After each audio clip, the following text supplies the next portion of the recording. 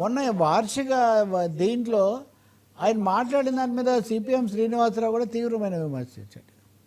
రప్పా రప్పా ఇవన్నీ అంటారు, తొక్కి నారదీస్తాం అంటారు. అరాచకం వాళ్ళదైతే తొక్కి నారదీస్తాం అనేది అరాచకం కదా.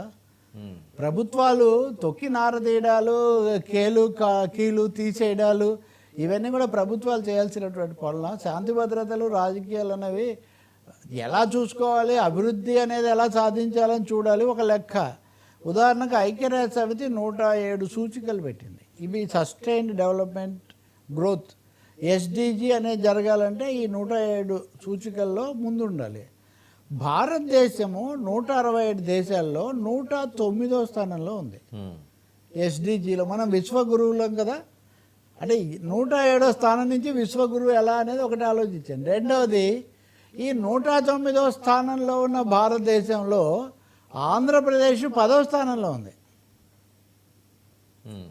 వెనకబాటులో ఇంకా వెనకబాటులో ఉంది. సో ఇటువంటిప్పుడు అభివృద్ధి అన్నప్పుడు ఆ విధానాల్లో ఆ విషయాల మీద మనం ఫోకస్ చేయకుండా ఒకవైపున సనాతనము, ఇంకోవైపునేమో ఈ సినిమా డైలాగులు పనికిరావనుకుంటే ఇది కూడా సినిమా డైలాగే కదా.